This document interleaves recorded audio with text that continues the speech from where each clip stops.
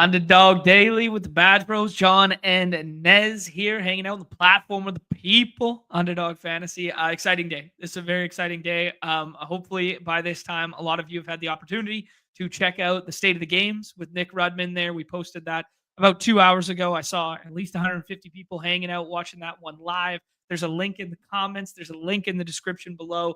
I don't want to go too in depth about it because I want you guys to watch it. I want you guys to take the 25 minutes, watch that, hear it from Nick, not hear it from us. We'll do kind of like a more in-depth, give our thoughts in the future. There's a couple things we want to address today alongside that, but I want you guys to hear it from him because I thought it was very encouraging and it was very good moving forward there, Nez, that just we've been bullish on these games for so long. They've been so good at these games for so long. And then, maybe there's a little peaks and values in there. And now to see that, like, okay, here we go, up only from here kind of deal is very encouraging. Very, yeah. I think it was something that I kind of had hope for, that this is what would happen, just based on the timeline of everything for them. I mean, they found a really good revenue driver in Pick'ems and went hard at that, understandably. And I was like, I just think that at some point they will pivot some of the, that rev back into the draft games, and they could do a lot of really good stuff. And they put their money where their mouth is with this PM role. Like you don't hire somebody to do for that role, for that significant income, if you're not planning on them going to work. So I'm excited to see what comes from that. I thought it was a really good conversation, and obviously we couldn't hit on everything that we wanted to hit on, but I still think it was a really good conversation. And that video is monetized, by the way, guys. So if you want to support the channel, give that video a like, share with your Underdog buddies, let them know good things are coming into the app. Share it with your friends. Love it. Yeah, this Respook rolled through, said, love the video. Well, I hope you liked it. I hope you liked it. Yeah, hope you liked it. No, that's good. Yeah, and here Nick talking about the dog hats, something that we didn't dive into specifics, but I want to encourage everybody. To something I did not say in the video, and I fucked up. I'm amateur hour when it comes to this sort of thing sometimes. Guys, drop some comments in there, suggestions, because Nick did say in the video, Rudman literally says, we're listening, we're reading, we're listening through the Twitter feedback, the Discord. You're going to have a direct line to him and the Draft Games community by commenting on that video or by commenting on the thread in which the video was linked on Twitter there on X. So yeah, I think that's your best course of action to being heard is the Discord, the comments below the video, the comments below this video, and then the comments on Twitter there, and your opinions will be heard. A lot of it was, very thumbs up. We're moving forward. This sort of one. The one big pushback of feedback that we're already hearing it, and people are going to continue to hear is New York. When can New York? I just want to put a little bit of context there, guys. New York for us to talk about and for us to ask about was off the table. And it's not because they're not working toward it. It's not because they don't have answers. They legally just cannot speak on it till all the dotted I's, crossed T's, all that, etc. So it was just off the table to not talk about. But that does not mean they're not working toward it. So I mean, like it's going to happen at some point in time. Yeah, I'm sure of it. Right, like they're not naive to the importance of it and to fixing and righting that situation. It's just they can't openly speak about it, and like I can speak out of terms about it like this because I'm not representing. Yeah, right. We're speculating. Right, exactly. So I just wanted to say that. I know people were really hoping and praying that there was going to be like a big news drop in there, but the news drop for something like that will not come via us. That will come via them when it's official. That's anything else to add to that one, Ness? No, I'm glad we were able to just like say it here because like there's no point in us like bringing it up in the video and then like Rudman just sitting there just like next question, like can't I'm ignoring you, like there's exactly. Would not have been good. But yeah, we are aware, everybody's aware. But I got faith. I got faith for sure. Yeah. Okay, cool. Let's move on to some other stuff. This is a great Nick cracking me up. I've always been a New Jersey guy myself. I don't think you should leave the state personally. I mean, what else can you put that run good toward? Oh, that's good. That is good. Okay, let's talk about a couple other things here. Man, this is a great day for sports. Obviously, we got NFL draft. We got 4 games of puck. We got 3 games of hoops, both in the playoffs there. We got daytime diamonds on right now. We got, a 4-game MLB slate to come after this. People closing up their biggest and largest boards available stuff right now. I was finishing my mock draft this morning, Nez. I had 32 skill possession players in the first round. There you go. Yeah. I'm walking the line right now. You're going to be on the ship chasing stream tonight for the draft, giving some live reaction. That's going to be a lot of fun. One of the best streams of the year. I'm walking the line right now on whether I should skip out on all of this, all those great things I just said, and go watch Messi for the first time ever this evening. He is in Vancouver. It's a very tough decision on such a good sport night. Does Vancouver have an MLS team? Yeah, man. A long-time season ticket holder, Whitecaps, my friend. Man, you don't want to throw away obligations for Miami FC Messi, man. That's true. That's not what you want to see. That's Jerry Rice on the Raiders. Like you don't want to see that. That's funny. That's Tyler Lockett on the Titans, baby. hey. 100 target season on the way. Stay tuned. Oh, yeah. Nick alluded to, yes, it is a great day for weekend beers right now. Absolutely. Ben is in the biggest board right now. Needs 6 more spots to fill the biggest board there. Jack going through with 5 months, saying the Bears are now favorites to land Genty. A lot of smoke right now. That they're moving up ahead of the Jags there, or taking the Jags spot. A lot of smoke there. So, yeah. GA, apparently it's been confirmed. Messi traveled, and now he's going to be playing. So, Celtics, Shaq, Seahawks, Jerry Rice. That's what I was looking for. Seahawks. Yeah. Oh, man. So good. Okay, Nez, let's talk about a couple other things. I want to share with everybody, in case you did not see in the Discord, we've been spamming the world with stuff today. Obviously, the Rudman stuff, obviously our own show stuff, but I wanted to share with everybody here, we've got Extender Game 3 out now. We are sticking with this Denver and Clippers series here. My guy, Nez, he was 0 for 2. We couldn't let him go a third time through the lineup. Quick hook from the bullpen arm coming in here tonight to switch some things up. Derek Jones can't hit a 3 to save his life right now.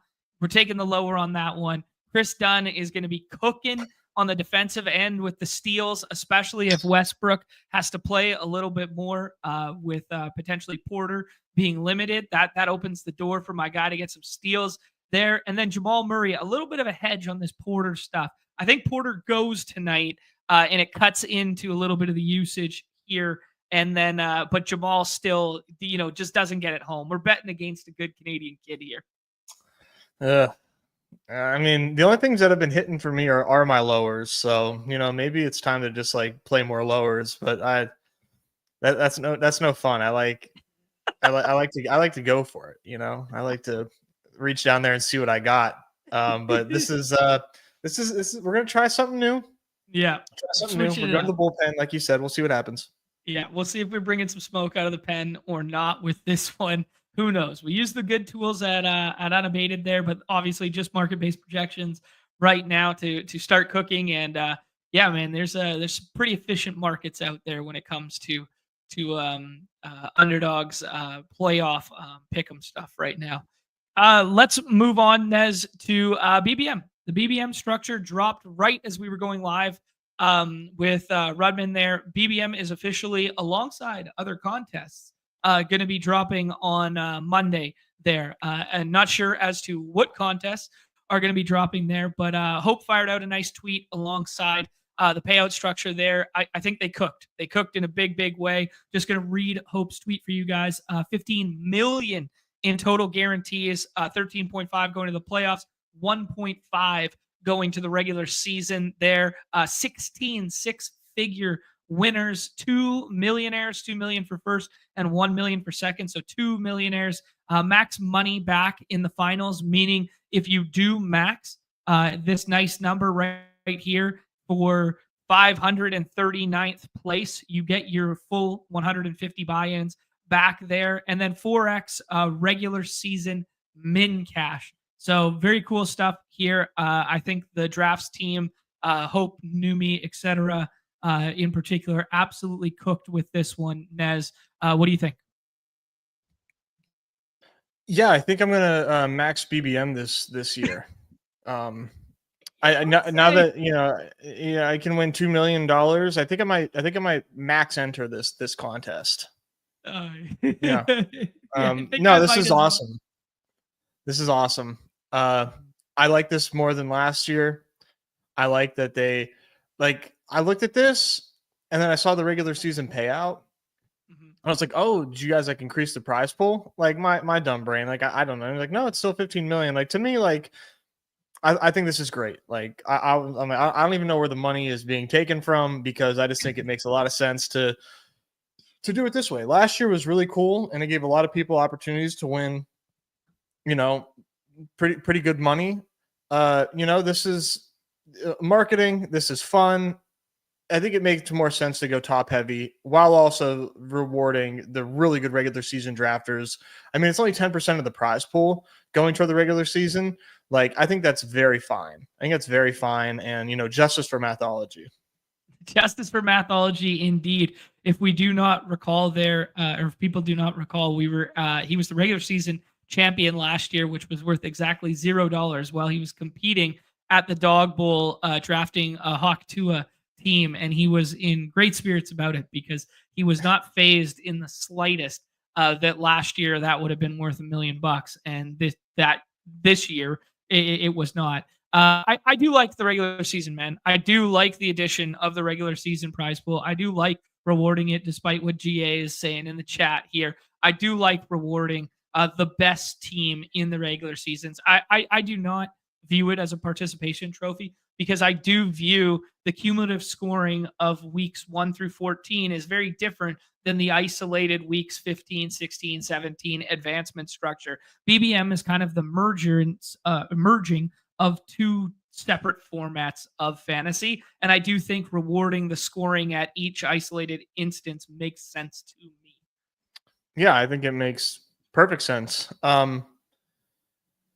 Yeah, GA's just trolling. He's not gonna he's playing you're not gonna finish top 10,000 anyway, bud. It's all good. You're safe. You're safe from the participation trophy. No one's gonna call you soft. I just think this is just a really easy way to reward the really I would not handle that as well as Mathology handled winning no doubt BBM regular season with no prize.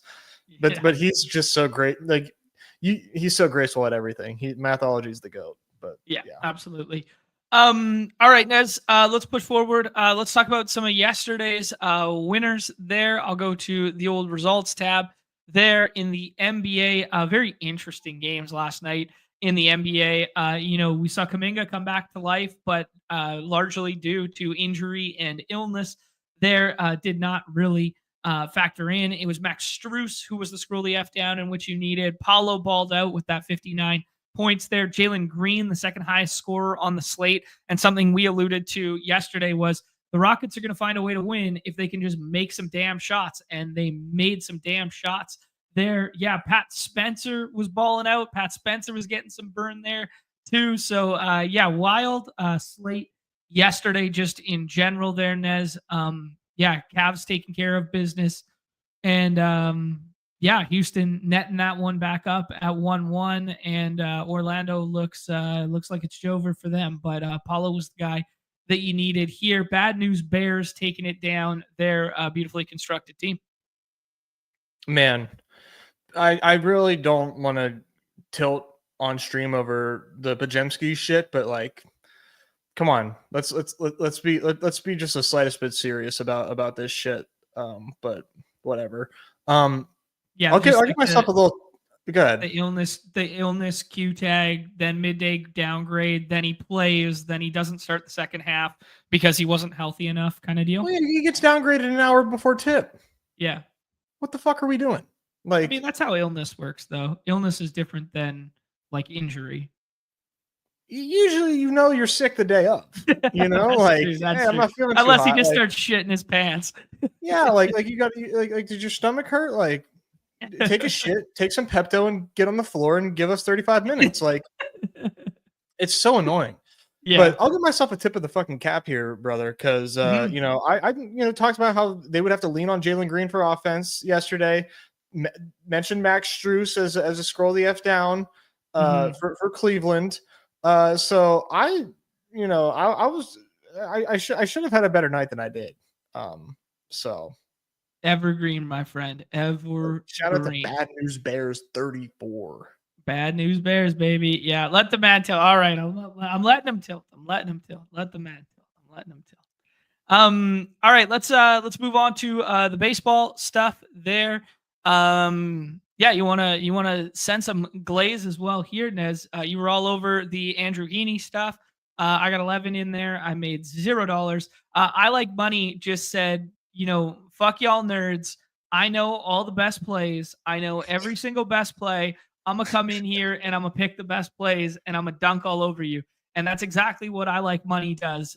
He goes 5 one-offs with the classic 1-1-1-1-1-1-1-1 build. People have been asking about it. But Andrew Heaney, shout out to you, Nez. We're all over that one. Corbin Carroll, who's on the cover today, largely because he's just been not on the cover enough because he has been cooking this season, looking like one of the number one things I might have been wrong about in the first round thus far was, taking Yordan Alvarez and Fernando Tatis over some of those Corbin Carroll shares throughout the summer there. But yes, my bad. Yes, the Heaney plus O'Neal Cruz stack, of course. Come on, nerd.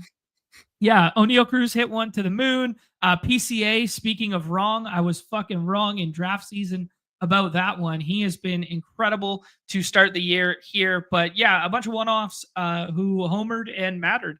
Thoughts on this one in the slate last night at all? Yeah, no, I thought I was gonna have a much better night than I ended up having. Had some close sweats toward the end, but nothing crazy. But I did get home. I didn't share this with anybody, so I do feel even a little bad even mentioning this. I paired in a pick'em James Wood homer green with Andrew Heaney 8.5 Ks, the Giga slide. Nice. Yeah, what was that 97X. 97X, and he keeps it to himself. Cards to his vest.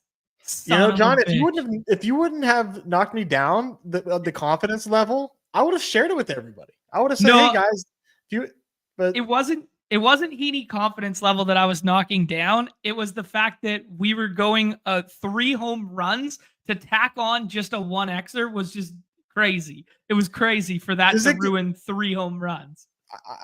John, I hate to out you as a non-pick'em grinder, but you got to find a way to get below your max multiplier thresholds. Yeah, I hear you. It's something you got to do. Something you got to do, brother.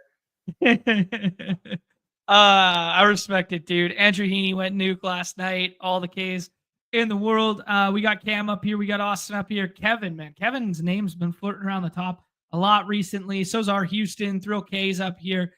Chris is up here. I Like Money's up here twice, so he knew the best plays multiple times. Our Houston as well. So yeah, man, love to see it. Love to see it. Man, this PCA season so far is scary.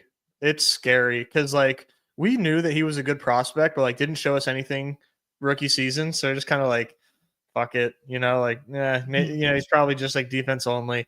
Now he might be a 10 WAR player if he keeps up this pace. It's crazy, man. Yeah, he's arguably the best defensive glove in any outfield anywhere, and he could go 30-30 at this pace. It's crazy. Yeah, I'm sure there will be some regression, but he's what a goddamn start to his season. And to think I faded because he showed up at camp with stars in his hair. Oh, you had to. You had to. Well, Jack didn't. Jack was digging the stars in the hair. His highest drafted player in the dinger. Wow. Wow. Holy. Yeah. Aren't you worried about PCA's batting seventh, bro? I know, man. I don't know. Yes. Can't draft him. Crow Armstrong. Pete Crow Armstrong is PCA for the uninitiated.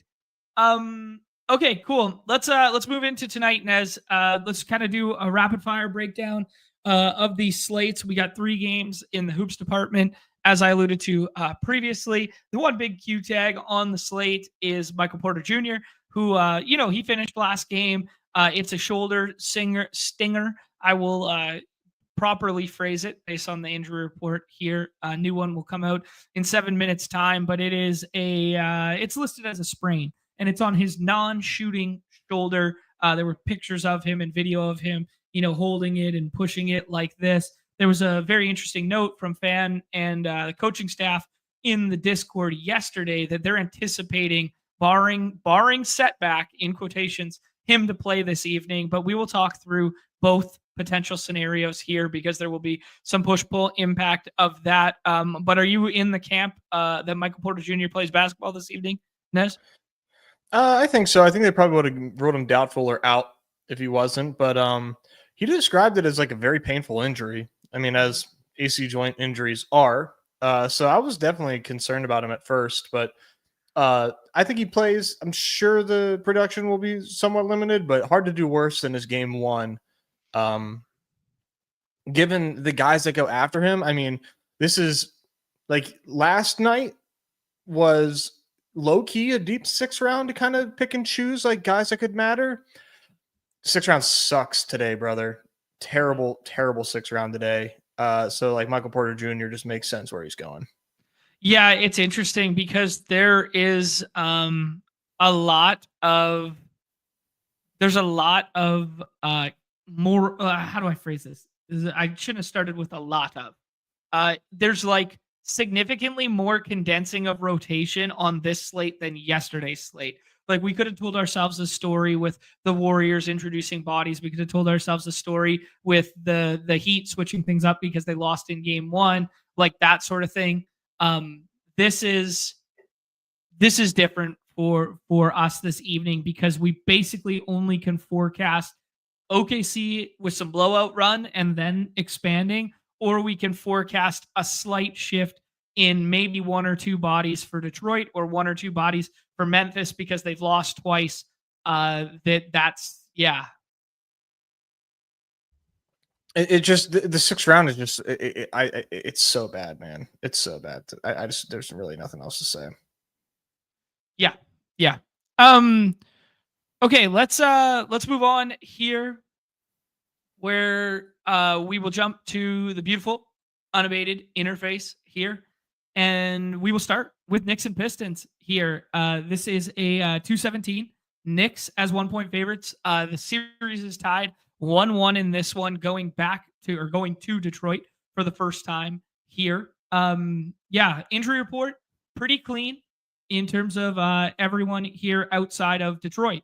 It's completely clean on the Knicks side, and then the Detroit side is Jaden Ivey still listed out with that broken leg, and then Beef Stew, who missed last game with right knee inflammation, has the Q tag. I've yet to see him get drafted in the last round there, but I think there's a very big push-pull dynamic on Jalen Duren's minutes if Beef Stew's available, because we saw Duren hit like a big-time high last time out with 37 minutes there because they just didn't want to trust B-Ball Paul with full backup run there. I do think Beef Stew getting reintroduced here, and even if it is only 18 minutes or something, it knocks 6 or 7 minutes off of the ceiling of Duren. So that's my initial push-pull take on that. We can talk through all the players, team by team here. But what are your thoughts, macro, on this game?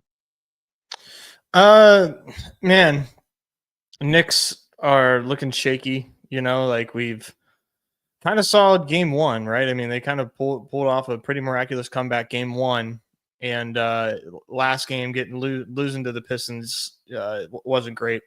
Now they got to go into LCA and try to make shit happen. I'm nervous, dude. I'm nervous for him. The Pistons, though, like as far as fantasy players, Mhm. like there's not many like awesome fantasy options for the Pistons. I mean, they're like I was really hoping for more Asar Thompson thus far. Yeah, Asar Thompson's fouled out last game, so that's why his minutes are down there. He had a couple quick ones, then he gets moved to the bench. Then he comes back out, gets two more quick ones, and then like, okay, let's let it ride, and then he fouls out. So he only played 20 last time out because of that. So yeah, I think like the minutes are obviously the safest amongst Cade and Tobias here. Like they both played north of 35. They was 38 or something. 42 and 43. So both games have been north of 38, not including the one overtime game there. I believe there's one overtime game in this series, right? If memory serves. Between Pistons and Knicks. Yeah, last game was overtime game, right? I don't remember that. I thought they just lost outright. Lost outright? Okay, never mind then. I was just thinking about minutes and stuff. No OT. Okay, thank you. No OT. Okay, yeah, so it was just like full expanded. So these are kind of like the safest of the bunch. Duran's obviously in that same conversation, but there's a little bit of push pull if Beef Stew plays tonight because as you guys can see, with that first game there, 24 minutes when Beef Stew is available to play 18 there. So a little bit more splitting of the five stuff, especially when there is foul trouble associated with Duran. But then without Duran around and no foul trouble, all of a sudden you get this 40 ball and 36 minutes. So there's a little bit of push pull there. Anything to say on the big four here, or big three rather here? No, I'm taking Duran at ADP though. Still, I still think that he's a good pick where he goes, but definitely loses some ceiling with Isaiah Stewart playing for sure. Yeah. The next grouping is going to be like kind of closely tethered together here with these next four. Beasley goes the highest of them. Basically, nobody has shot it well off the bench or as like, fourth contributor for Detroit yet. So we haven't seen the big Beasley game. Big one in game one there, but we haven't seen it from Tim Hardaway Jr. there recently either. So yeah, what do we think's going to happen with this Beasley, Schroeder, Asar Thompson if he doesn't foul out, and then Tim Hardaway Jr. mix here? I just don't. I don't have a great feeling about it. I don't see a ceiling at any of these guys. Truly, yeah. Other than Asar, if we can get a great Asar game, like that'd be awesome. Like I like him more than Schroeder and Beasley usually, but now like with the the sample size of these last two games, I am a little skeptical. Even though like you said, it was foul trouble last time, so it does kind of make you feel a little better about it. But I don't really want any of these guys. I just don't think any of those guys end up mattering. Okay. Other than maybe Asar, maybe. Okay, cool. Yeah, I mean, I like Asar at his price tag right now because he's like the most discounted of like that next three grouping. And if he stays out of foul trouble, we know what he can do from a rate standpoint, like almost one fantasy point per minute guy there, or juxtaposed to like 1 minute, or adjacent to 1 minute would be a better way of saying that. Sorry. Yeah, but then you throw Beef Stew in this mix and it becomes a little bit of a dumpster fire, especially when they're probably only going to run 8 for any meaningful minutes there. And it's hard. I think Beasley, like the gap between Beasley and Hardaway is closer than ADP indicates, which would tell me, yeah, you should probably be sprinkling some of these back end guys in. Yeah. I guess, like you like just drafting other game environments? Yeah. Okay. Yeah, I mean, I don't really like drafting the 6th round at all, but definitely not feeling great about any of those sprinkles, to be honest. Okay, sounds good. So a little bit off Detroit as of right now for Nez. Okay, let's talk about the Knicks there. Obviously, Karl-Anthony Towns is the first one going off the board. Him and Brunson going side by side. They're going to be paired together a shit ton because in that 106 position, they just go back to back all the time there. Then you kind of have that next tier of OG and Josh Hart. Debatable which one should be going over which one. And then you have Bridges in a tier of his own. And then you have the scroll the F down options or last round every single time option of Mitchell Robinson. So first thing I would just note is Karl Anthony Towns, man, the rebounding rates since Mitch Rob has been back, and the minutes, a little bit down comparatively there when they run like some second unit 5 stuff, or they do some overlapping of the two of them there. It's the ceiling seems a little bit lower than it once was with Cat, is kind of how I would phrase that. Yeah, I've got Brunson over Cat like very comfortably. Okay, cool. Nice. And then in terms of, anyone else from that, second round that you pull over Cat or no? Let me double check. Oh yeah. Yeah, I'm pretty down on Cat right now. Okay. Where'd you have him ranked comparatively? I have Zoobs over him. Okay. And man, I'm just gonna keep playing these Memphis guys, man, and just hope they don't lose by 50 million points. Like, in my opinion, when I look at the slate, like, I know I got to try for a different range of outcomes and shit, but like, I just see that as like the most logical like ceiling game to come from, just like this concentrated Memphis team that's like playing for their season. I just think it's going to come from their stars. So like, I like Ja more than I like Cat today. I'm going with the Stones here. Okay, cool. So Ja over Cat, pulling him all the way over that grouping and just aping into some Memphis ceiling output potential. They can't keep getting away with this kind of narrative. they might be able to, but I don't know, man. I just see too much ceiling potential. Love a good potential. Okay. Let's talk about the auxiliary, in quotations, Knicks, but they're all getting drafted almost every single time. They're OG versus Hart versus Bridges. Let's have that conversation. Do you have a favorite of that grouping? OG, Hart, Bridges. Well, OG for sure. Oh, okay. I mean, pretty much the order you have it. Yeah. Mikal Bridges at pick 21 just feels so early, but like, who are you going to take over him? Nobody. Right. Like these games on this slate, like these are very concentrated teams as far as fantasy point production. Mm-hmm. I do like Mitchell Robinson though.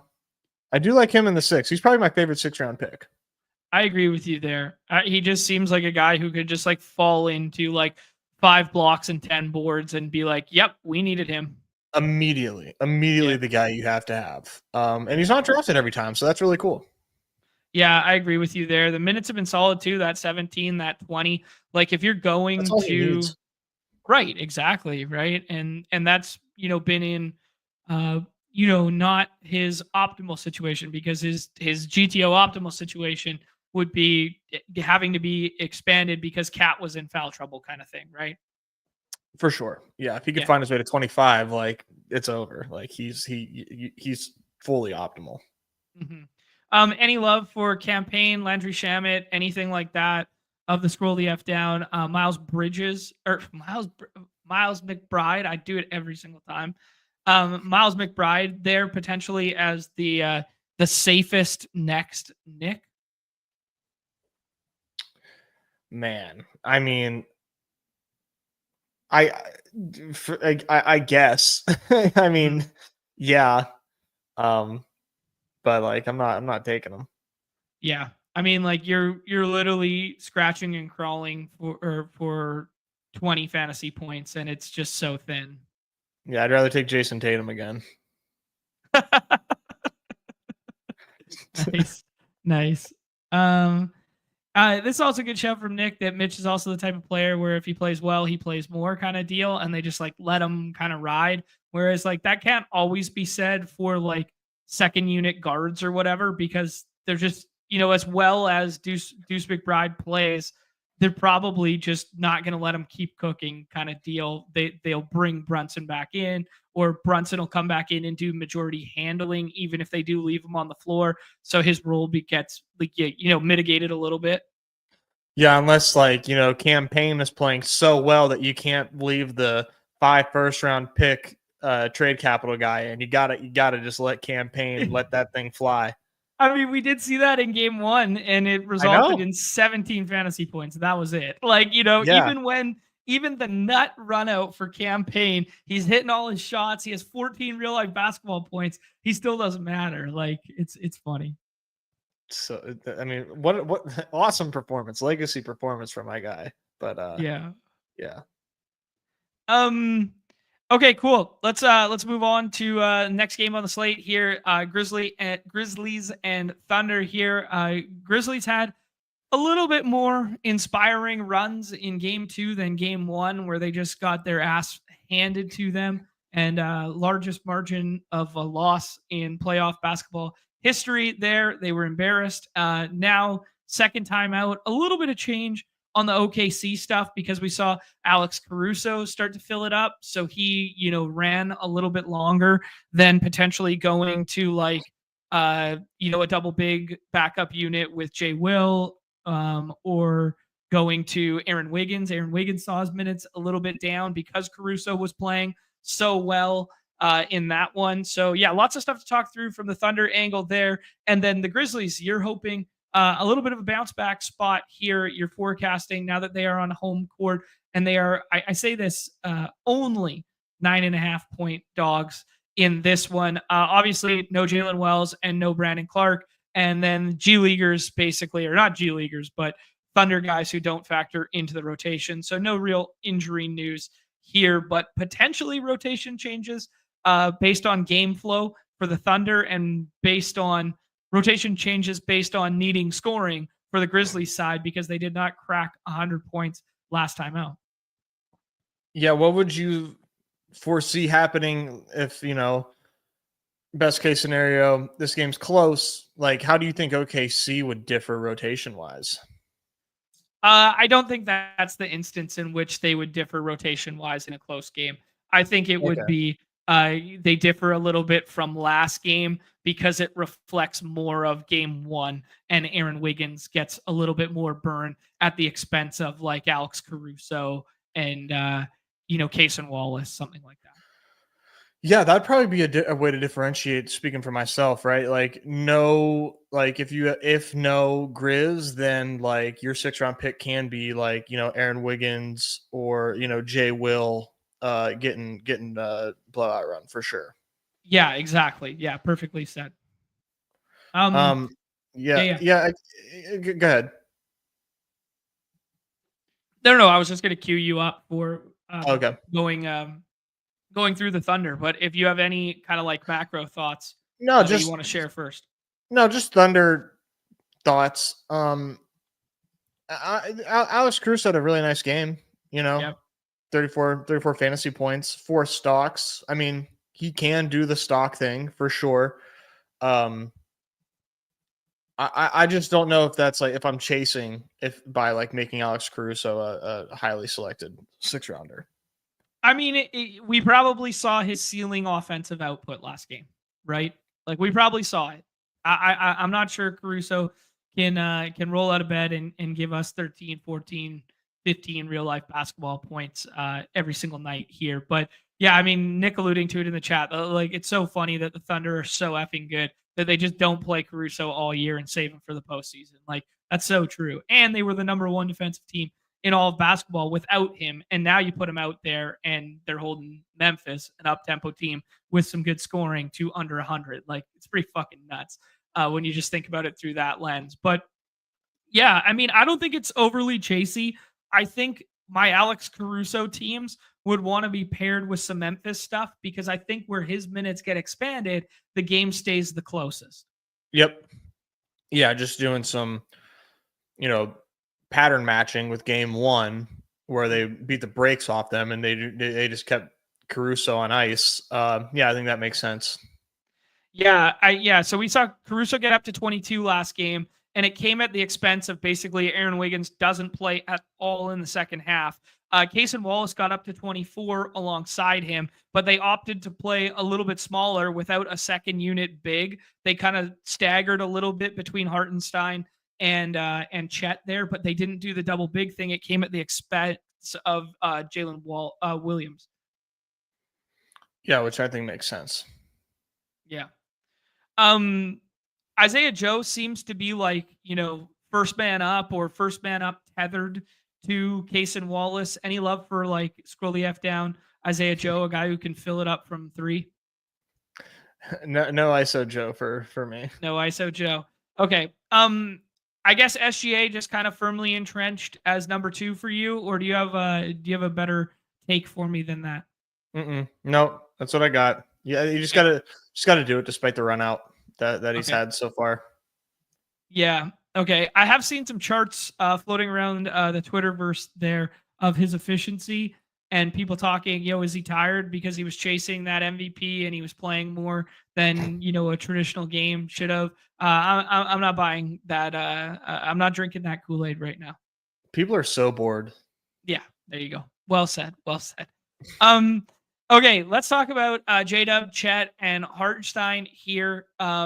Yeah, expecting them, all to be part of that usual starting lineup there, and then doing a little bit of the staggering of Chet and Hartenstein based on second unit 5 run there. But relative to their ADPs, do you have a favorite target here? Do you like them all? Kind of what's your thought process?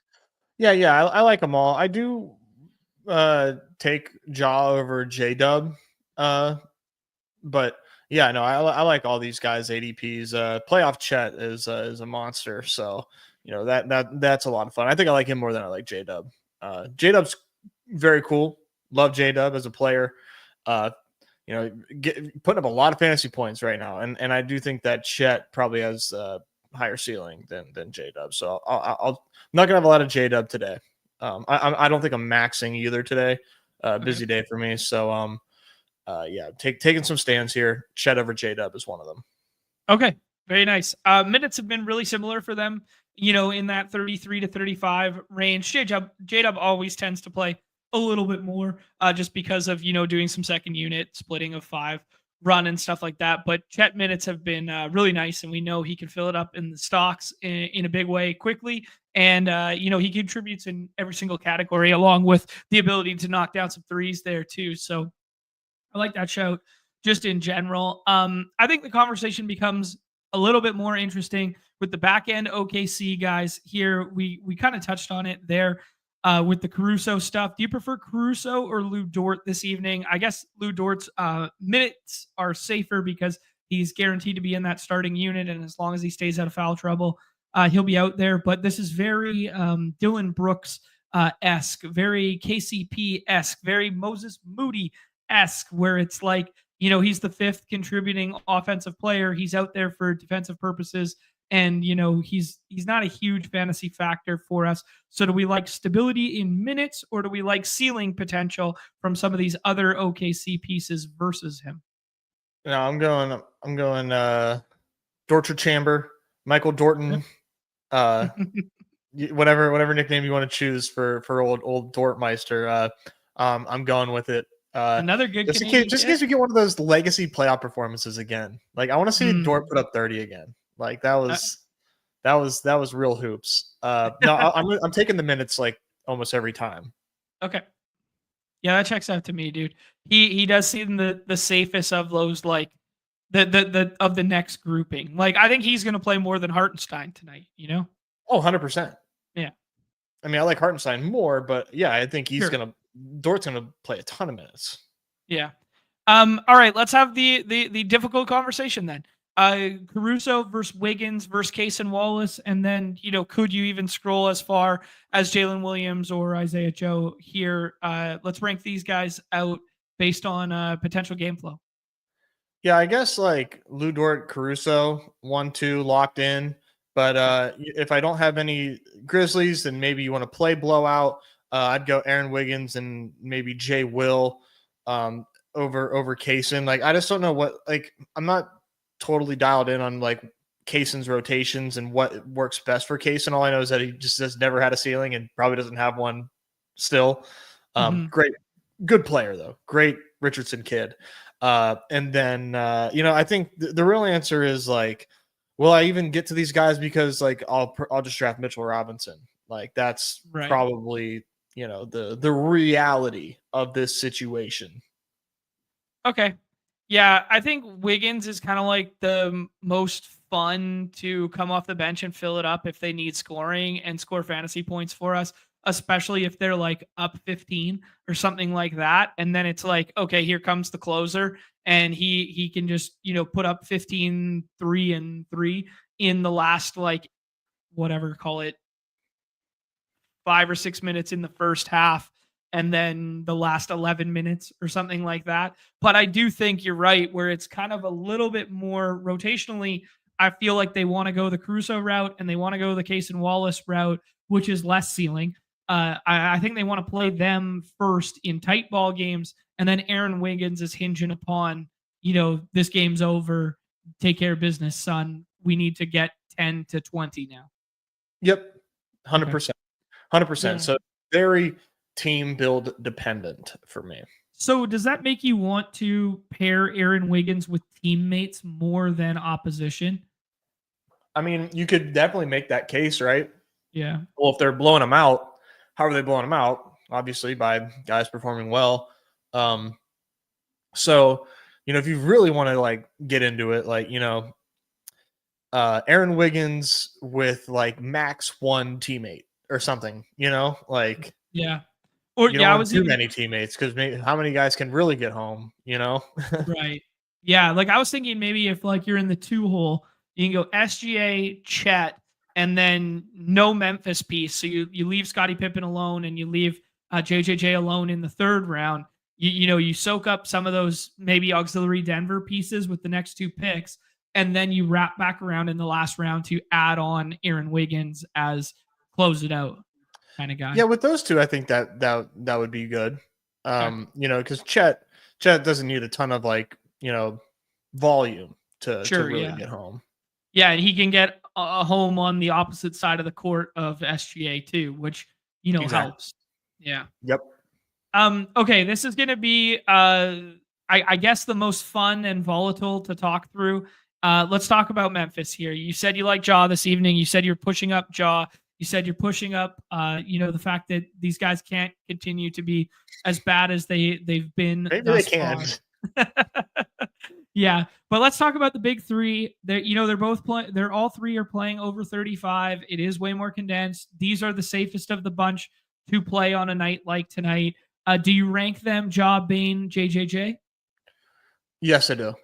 Okay, and do you pull Bane over the OKC pieces or Jamal Murray or anything like that currently? No, but I would not be afraid to go over Murray, but over OKC feels like a bridge too far. Okay, like a baby coming in. There you go. He is going to be paired with the Denver pieces like so frequently, because Bane is kind of like the last of that second round to go, and he goes alongside Joker so effing often. So from a combo standpoint, I think that's going to be the most replicated. That's interesting. Man, it's certainly, so on paper, it definitely feels like, Joker or log off, but we haven't seen like giga ceiling Joker in the playoffs. So, yeah, I'm okay with like building out those Bane, like going to battle, doing the 1v1 of different first rounder versus Joker Bane type deal. Yeah. And maybe stretch into a 2v2 third, like the third round pairing versus my third round pairing as well. Just obviously expanding it all the way to the end. But, yeah. Okay. Now, do we anticipate, or could we potentially anticipate some changes coming from Memphis this evening? Because Scottie Pippen Jr., kind of evergreen with this, hasn't been giving them much offensively. And they're missing Jalen Wells as, the spot up corner shooter right now. Do they need someone like Luke Kennard to be soaking up some more minutes here? Do they need, and I think it'd be Kennard over Conchar for what it's worth. Do they need to make a change there? Do they need to play smaller with JJJ at the 5 here instead of Edie because he's not contributing enough offensively? Do they need to make some sort of Santi playing more alongside JJJ at the expense of Edie. Are they trying to switch something up after getting their doors blown off for 2 straight games here and not scoring enough? My gut tells me no. I don't think they have the luxury to switch it up. They just got to play better. Okay. I mean, Yeah. like it's a stupid answer, but that's really kind of like how I feel about it. They don't have the luxury of like doing a whole lot of different things. It's a little similar to the Rockets yesterday then, right? Where it's Yeah. just like That's why I keep going back to the well. right. Yeah, it's kind of like, no, we don't need this. We don't need to do anything crazy. We just need Ja to not score 20, We need Ja to come out and give us vintage Ja performance here. Okay, cool. Any love in the last round there for any potential, I guess we should talk about what that means for Edie, Scottie Pippen, and Eldama in that next tier. Are those guys that you like? Or are you just trying to get overweight the big 3 and then leaving these kind of 3 for other guys to draft? I am taking all 3 of these guys. I think Santi does have a chance to kind of be the guy you need if he ends up filling it up. I think there's a chance that maybe Santi knocks down some shots, gets hot. There's your answer in this game. Like, oh wow, like we got a great game out of Aldama. Yeah. I think they're missing some shooting right now, and they're missing like someone who's like a threat off ball. I mean, that's a great point from Matt in the chat. Like they're just regretting the Jake LaRavia trade right now, but Jake LaRavia wasn't healthy to end the season there either. So maybe they knew a little Windhurst. They knew something kind of there, but I do think they need a little scoring here. And if it's not going to funnel through Bane and Ja, which we hope it funnels through, you sacrifice a little bit of the defensive end. As they're alluding to, Nick's alluding to, is like Scottie Pippen Jr. They need the defense out there. Like they need that on ball defending. It's like, man, maybe we got to sacrifice a little bit of that. Maybe they got to play a little bit smaller, do the JJJ plus Santi thing, and then throw Luke Kennard out there with that unit instead of Scottie Pippen Jr. and see if he can knock down a couple threes. Yeah, their stars gotta step up and play better. Yeah. It is what it is, man. Yeah, this is a good point from Eric. I don't think Jake LaRavia is the key to beating the Thunder. Yeah, I mean, there's a 0% chance they just want to steal one game out here. I also love shit like this when they roll through the chat. This like the Ultra Galaxy, never seen the screen name before, just rolling through to say Michael Jordan fans are the worst sports fans of all time. Seriously. Hello? Hey man, what's up? Okay. Any love for Marvin Bagley? I didn't think we'd ever say his name in the postseason. This is no longer silly season, Nez here, but 17 real life basketball points in that blowout run. He played 16 minutes and it led to him getting 11 minutes of real rotation in the last time out there. Have they found something in Marvin Bagley with backup 5 run here? Or are we just not even looking at it? I'm not looking at it, but like I do think there is a world where Marvin Bagley is providing offense to them at the 5, but it's not happening. Okay. And then Kennard over Conchar this evening. Will you draft either of them? I will not. Okay. I think I'll definitely take some Luke Kennard in the 6th. Oof. Yeah, I think it's. Never know. I think you need some scoring, man. I think you need some shooting. I think you need. Well, that's why you have Ja fucking Morant. Yeah, well, you can just go green light Luke Kennard, baby. Let him cook. All right, let's talk about our Extendor series here. Last game on the slate here. 213 total in this one. Clippers going home as 5-point favorites here against the Nuggets. We obviously alluded to the shoulder sprain, left shoulder sprain for Michael Porter Jr. as the big Q tag on the slate for the Nuggets there.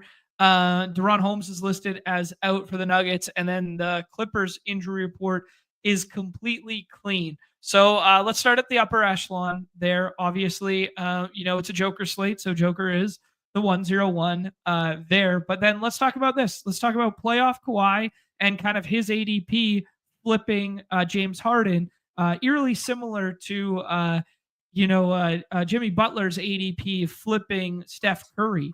We all season long we drafted them the opposite way around, and now all of a sudden it's the playoffs and the minutes are safe and whatever, and they flipped back here. So, are you team Kawhi over Harden this evening? I think so. I was kind of team Kawhi over Harden game 1, and it didn't work. Yeah, I do think so. Now, I don't think we're going to see 90% true shooting from Kawhi Leonard again, but man, what a legendary performance in game 2. I mean, yeah, almost brought tears in my eyes, man. Just seeing Kawhi still have it at that level was just unfucking believable. 1 turnover to boot out of all that. God, man, just a very, very special player.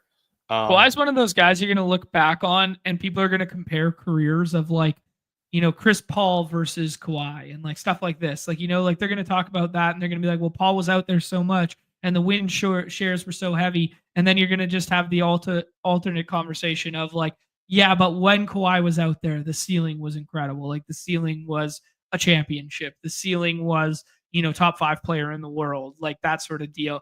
But looking back on prime Kevin Durant moments versus prime Kawhi Leonard moments, those are going to be really interesting future conversations. For sure. He's I mean, hypothetical man on him, but the fact that he does have championships during his prime is a big deal. So all that to say, I do agree with the Kawhi over Harden stuff. Okay. I don't know if it'll hold because I don't think projections are going to agree with that, but what do you got down there type of deal?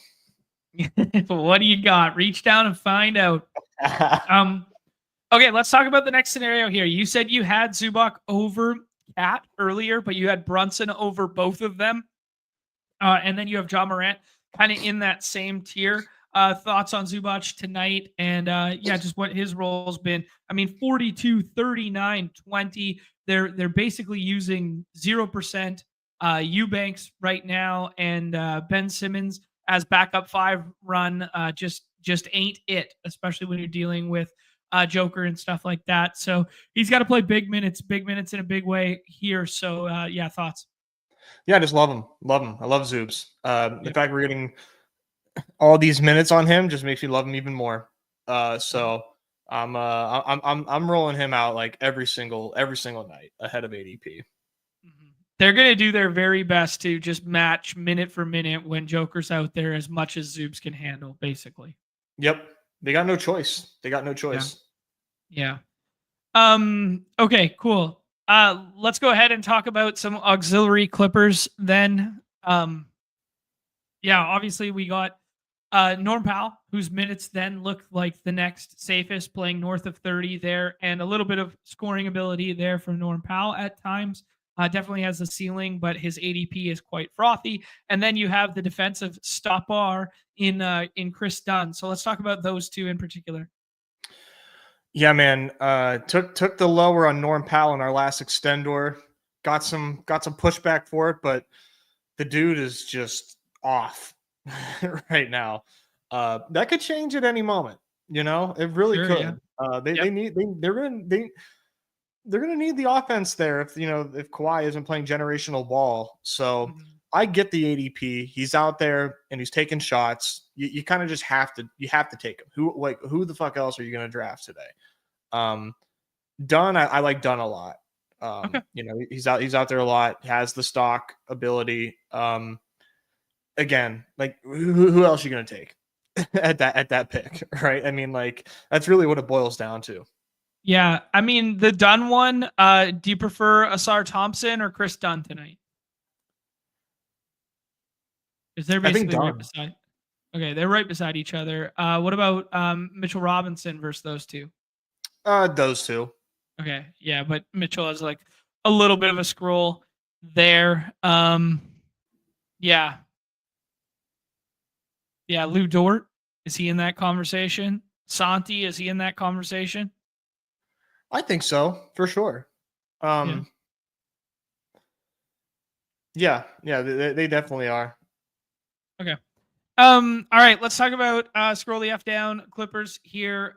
Nicholas Batum getting a little bit of run. Him and Derek Jones Jr. kind of, splitting a little bit of minutes there, depending on what they need on a given night. Derek Jones can't hit a shot right now, though, or he couldn't hit a shot last game. Any love for like him coming off the bench, hitting some threes, playing north of 20 minutes again? Didn't we just take the lower on him to score like 5 points? I did. I'm not feeling it tonight. Nope, I'm good. Okay. Batum at all, 23 minutes, 18 minutes. He's out there. Yeah, I think Batum can actually get mixed in. Okay. So Batum has a potential scroll in the 6th round there. Ben Simmons is playing very, very light minutes.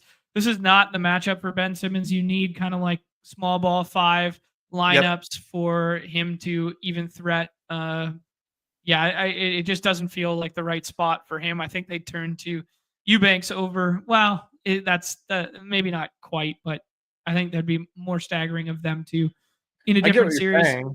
Yeah. What about Bogey, man? Bogey's a guy who, traditionally speaking, can come off the bench and score and get you points, but it hasn't been happening in recent memory. Could it happen for them tonight?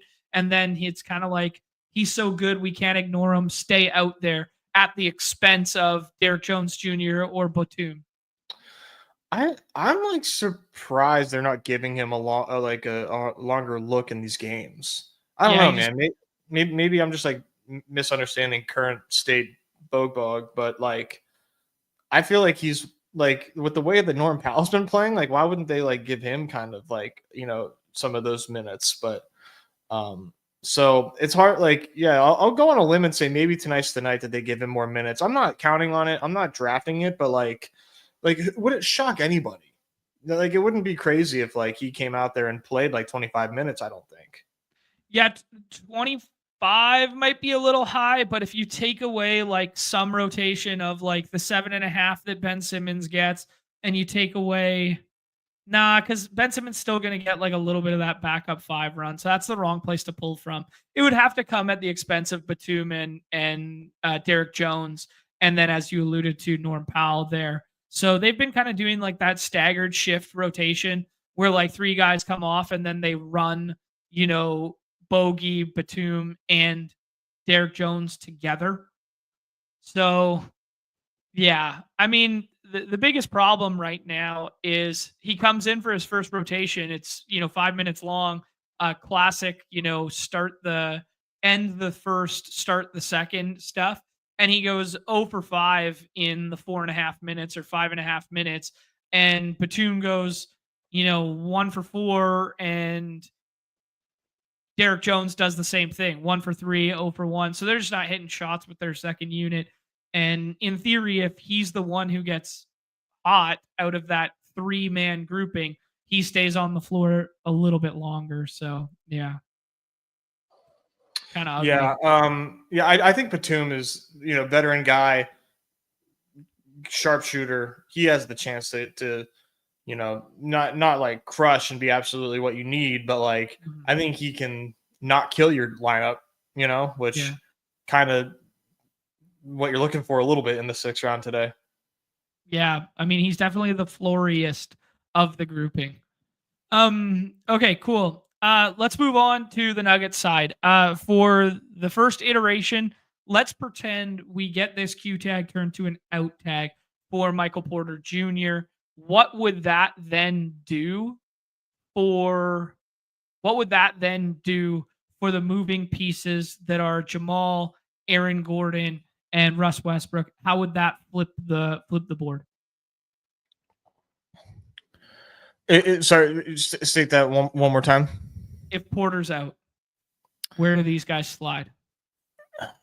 I like Gordon with or without Porter in. Russ clearly would take a step forward as well. But I think I'd be more inclined to give Christian Brown, more of a bump, just because we're going to see more minutes there. and potentially, have to take some more shots. I just like Christian Brown, so that's a little bit of just like a biased take as well. Okay. So if Michael Porter Jr. does not play basketball tonight, who draws into the starting lineup? Do you have Westbrook in there? Do you have Peyton Watson in there? I guess they could also go with Jalen Pickett, but that was more of like a Jamal Murray thing. I think they go Russ, man. Okay. All right. That would make Russ quite intriguing. Either way, this minute ceiling and touch time for Russ will increase. If he'll probably be the biggest ADP riser and benefactor if we get news on Michael Porter Jr. But this is the latest game on the slate, so I doubt we get that in our drafting window. Yeah, I don't think we're gonna have that until game time. Okay.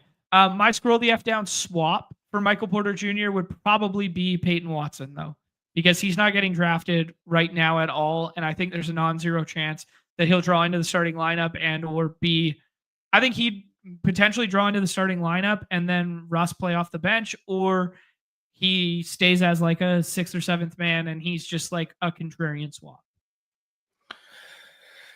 Yeah, no, I don't disagree. Okay. I think no MPJ really opens up some meaningful minutes for him. Okay.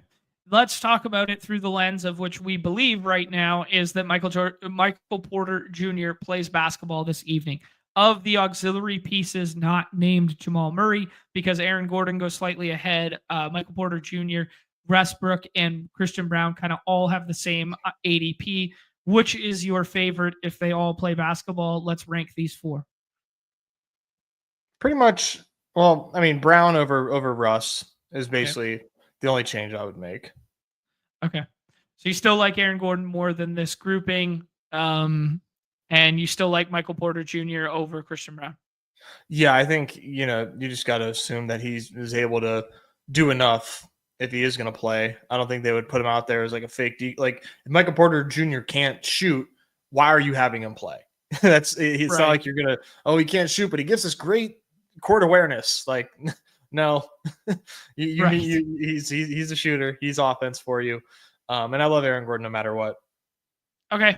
Sounds good to me. Anyone else that you would scroll to if Michael Porter Jr. is in? Would you ever take a Peyton Watson, or that's only if he's out? I think only if he's out. But like, I wouldn't fault anybody for being like, you know what, I like Peyton Watson no matter what. Like, all right, cool. I think that's totally fine to think that, but I'm not gonna play it that way.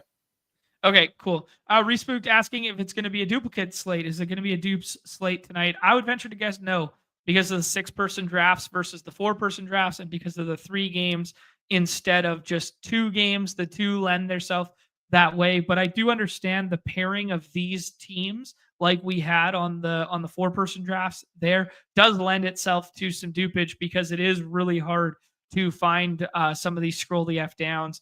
But there's definitely going to be some Michael Porter Jr. Falling rooms. There's definitely going to be some flip the board rooms, that sort of thing that's going to lend itself to some unique combinations. So I'm not thinking this one will be a duped one. All right, Nez, that was all 3 games. Shall we just hop in and see what happens? See what the field's doing. I doubt anybody's as excited about, maybe that's the wrong word, about the Grizzlies as I am. But okay. And also, now that I see Eric's comment there, Beef Stew Skeleton's key. I did see one Sal Mason take Beef Stew last night. I meant to say that. I have whenever you brought up nobody taking them. I've done 5 this morning, and I got 3 beef stews, my friend. So, some guys simply no ball. Some guys, man. All right, we roll the 101 because why the fuck wouldn't you on a Joker slate? If you guys aren't out here rolling the 101, you're messing up, in my opinion. So get out there and roll the 101. Yeah, let's do the damn thing. Why don't more people do that? Why don't more people consider first overall draft pick mattering? And it feels like it matters a lot tonight.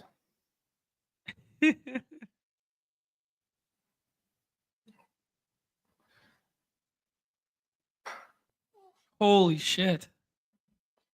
That is some brutal Gilbert Arenas family news that Shams just tweeted out. Yeah, Wow. yeah, Man. that's really sad. That's really sad. Yeah, thoughts and prayers with our guy Gil Arena. Um, man, that's brutal. His son involved in a car crash. Wow, Yeah, that's yeah. Hope he's awful. okay. Gotta, keep ear to the streets on that and see, and hopefully get some good updates soon. But God, hate to see that. So thoughts and prayers. Oh, that's awful, man. Man, that's brutal. Um, all right, so we're seeing in this one here, Nez, Steven's going ahead and taking Harden over Kawhi. I think the hashtag models are going to tell us to do similar there. Yeah, they are. But like I said, But you, dude, you gotta. What do you got? yeah, your team Kawhi over Harden this evening, but just interesting to note. Um, we're definitely probably going to be, well, not definitely, probably. What a stupid sentence. We're most notably looking like we're going to be left with that classic decision here where the two Knicks go on the right side of the board. That'll be repeated, ad nauseum, that combination. On the left side of the board, we're probably going to be left with the Jamal Murray plus Bane or something like that conversation. What would be some ways, non-faller to get unique at the 101, because it's going to line up with like 3 or 4 Denver pieces on a team over and over again, because the second part of the board, this little pocket of 24 and 25, has 3 Denver ADPs as well. Yeah, we'll have to see what we're left with here, and it'll be. Oh, hello, Chet. That I mean, why don't more people just take Chet with the 101? Yeah, so Chet comes back to us here. Someone electing to go with Jamal Murray instead there. So that alleviates our decision making, because now we open up some draft spots to tack on Denver pieces if they come back to us, which most of the time they do come back to us at that 4-5 there. That's fun. I would like some Joker Chet teams, please. Try harder. Gotta want it more. Gotta want it more, man. You're spending too much time with Mello in your arms there. Us grinders out here, we fire up a draft and we get this shit, bro. I'm about to throw him on the floor and get to work. Oh, I do have a Joker Chet team. Look at how bad I want it, man. There Pick you 36 go. Batum on this bad boy. Don't dupe me, bro. I definitely will not.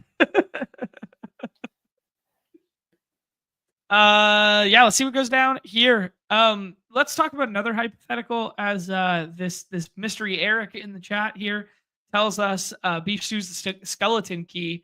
If you get the Q tag on him and he does not go this evening, they are the earliest game on the slate. You will have plentiful to swap to in terms of those 6-round options there. Would you swap to Beef Stew, or would you swap to B-ball Paul there? Would you swap to, something a little safer? What would you consider? Oh man, I don't think I'm swapping to B-ball Paul. No, you don't like the backup 5 burn? 11 minutes of B-ball Paul, huh? Let's go, buddy. Let's go. Yeah, don't think I'm doing that, but I appreciate you asking if I'm certified insane or not. Oh, well, I am. We know. All right, so this room, pretty standard to form, pretty true to form here. Aaron Gordon going on the right side of the board there. Edie goes in the middle to our guy Allen. Norm Powell goes there. So we're basically going to have the Denver decision as usual. Do you pair 2 Denver guys? Do you pull up some other Denver guys? If you do take Michael Porter Jr., is it better to take Christian Brown because the push-pull is with Westbrook? What do you like? I would just take Michael Porter Jr. Okay. And Michael Porter Jr. is a favorite of that bunch. And then do we like Christian Brown more than Russell Westbrook in the instance that we believe Porter Jr. is playing basketball this evening? Would you do SPJ? No, I don't like him tonight, just in general.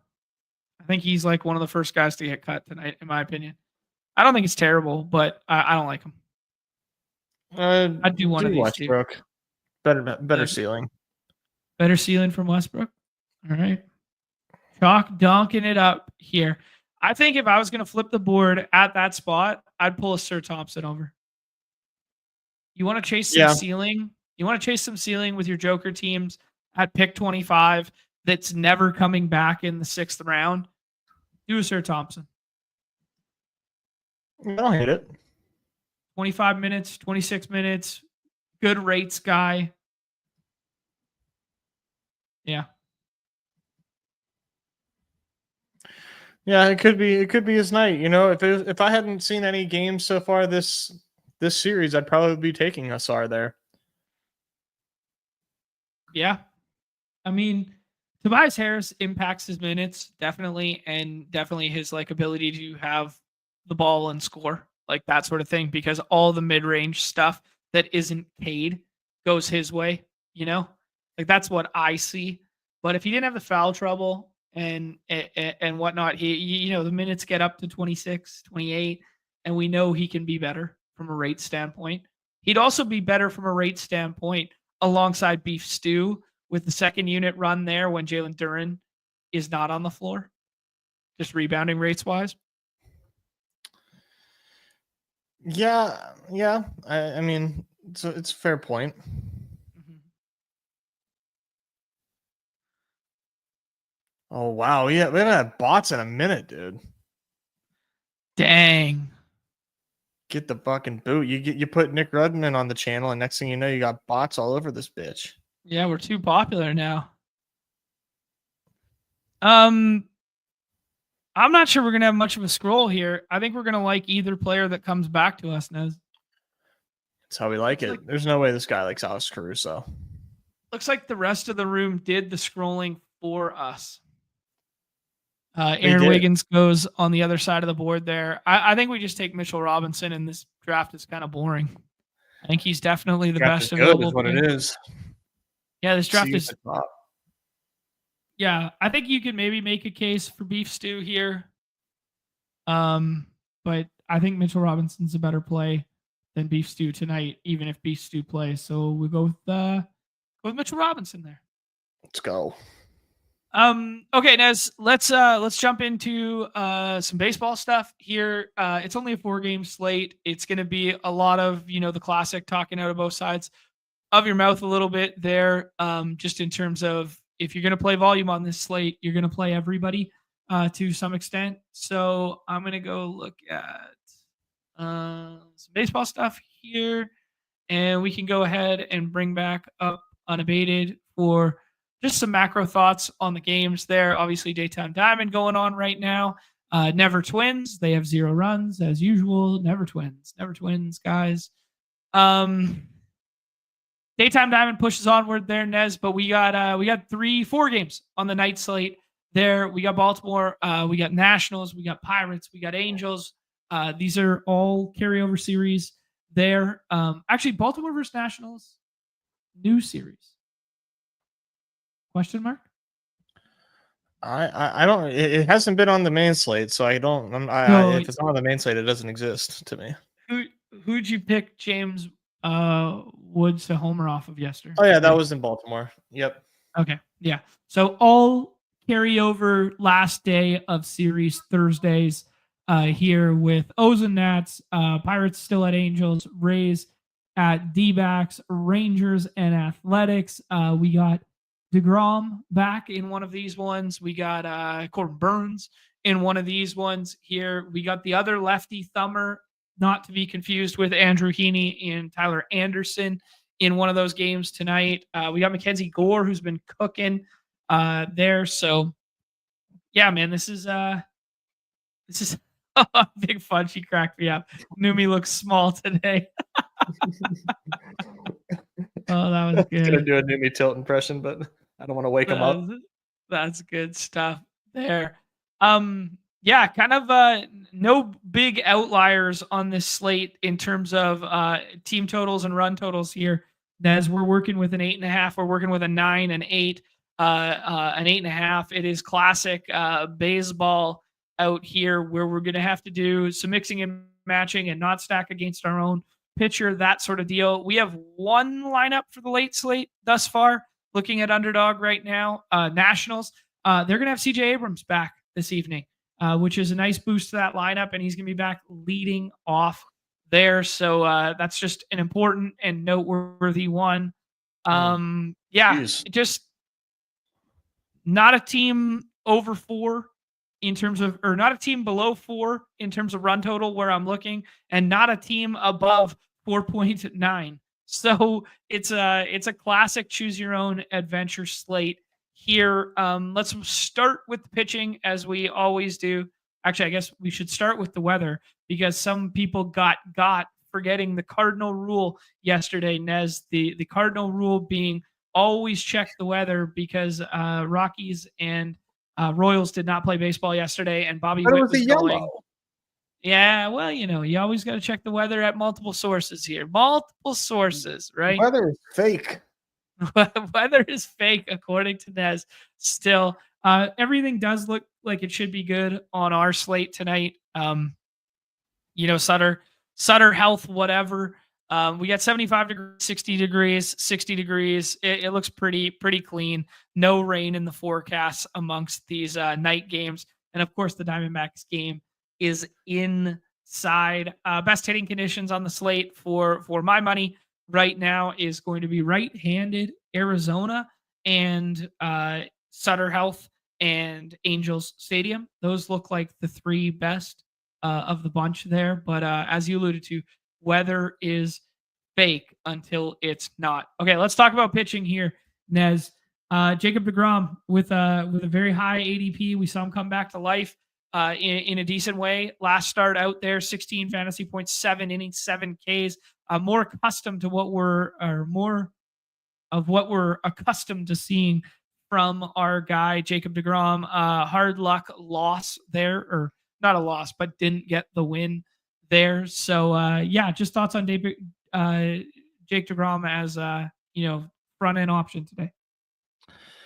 Yeah, I think it is probably fair that he goes as early as he does, considering behind him there's not like a ton of consensus on who should be going, even though like looking at Wood, Trout, Carroll, it's just like easier just to like take deGrom, especially when you consider the rest of the pitching on today's slate. deGrom looking much better against the Dodgers is a really welcome sign as well. But he's got, the Athletics are not like, an easy spot for him. So I don't think I'm going to have a lot of Jake deGrom today. Yeah, I agree with you, man. I think there's just other spots to go and some of these more palatable price tags. It does feel like a slate where it's like everyone's trying to make pitching matter because nobody wants the 6th pitcher. That's kind of like what it is right now. So artificially pushed up is 1 through 5 because we haven't had a slate in a long time, or a main slate, a 4-gamer of that variety where all 5 of these SPs are within like the top 15 in ADP. And you do see it at some frequency in the lobbies there where it's like you're just the last guy holding the bag if you don't prioritize pitching. But, if pitching doesn't separate, that's not necessarily a bad thing. Yeah, exactly. That'd be like my message is if like you have anxiety over like don't feel the need to like take one of these pitchers early. You're going to see a lot of rooms where like Rasmussen and Anderson are available in the 6th round. So like don't trip, dog. It's all good. Don't trip, dog. It is all good. Famous words from Nez here. Of the pitching options, like if deGrom falls to like back end first, is he your favorite pitcher on the slate? Like just like straight up favorite pitcher on the slate, or is this a spot where you actually like someone more than him?